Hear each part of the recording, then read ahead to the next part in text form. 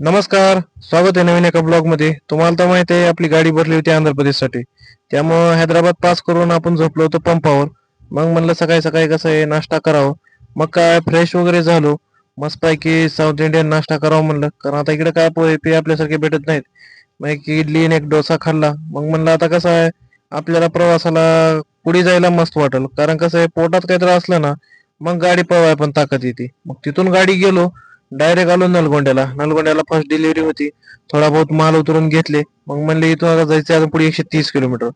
सकाळी 10-11 वाजता निघालो होतो. मग म्हणलं काय रस्ता पण लागला होता चांगला. मग बई बई करत त्याच्यासोबत जावं म्हणलं. मग इथून आपल्याला शिरायचं होतं मध्ये. थोडंसं आंध्र प्रदेश लागतंय त्यामुळे टीपी वगैरे काढली आणि निघालो पुढे. तेलंगणा संपला. मग काय नुसते जंगल आणि नुसतं झाडी. इकडे बघल तिकडे नुसतं पाणीच होतं, कारण पावसानं काय धुमाकूळच घातली होती. मग म्हणलं आता निघावं. इथं काय मोठा मस्तपैकी एक घाट लागला. त्या घाटाच्या पलीकडून होतं तलाव. वातावरण जर असलं झालं होतं, कसं आहे फिलिंग ढगात म्हणतात ना तसेच ढग. ढग काय रस्त्यावरच पडतात काही की असं वाटायला लागत होतं. मग म्हणलं चला आता.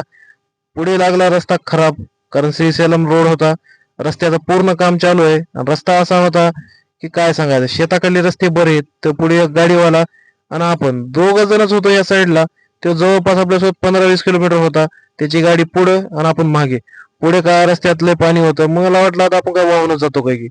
पण तसं काय झालं नाही मित्रांनो. आपण आलो पुढे, रस्ता वगैरे खराब पास केला आणि लागला ह्यो सिंगल रस्ता. जवळपास 30 किलोमीटर असल्याच रस्त्याने जायचं होतं. वाटेत एक मामा भेटले, हात केले, म्हणलं बा तिथवर सोड.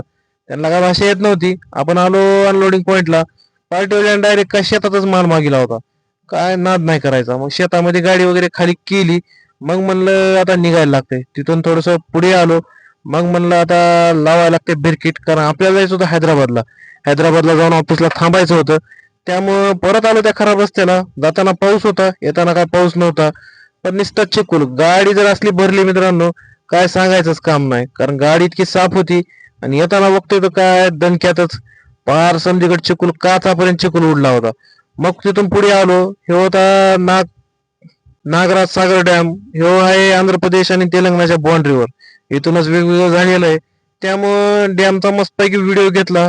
कारण जवळ जायची काय आपली काय डेअरिंग होत नव्हती, कारण डोंगर फिरायचं इतकं पाणी होतं. ते काय थोडं थोडं दिसतंय लांबून, पण जवळून असं दिसत होतं जरा एक नंबर. डोळ्याचे कसं आहे पारणच फिटलं. पाणीच पाणी हो जिकडं बघल तिकडं. जवळपास हे डॅम जवळपास 10-15 किलोमीटर रस्ता आहे. रस्ता संपत नाही तिथं पूर्ण डॅमच आहे. काय डॅमचा वगैरे मस्तपैकी व्हिडिओ घेतला. आलो हैदराबादच्या जवळ जवळ. भेटू लवकरच नवीन एका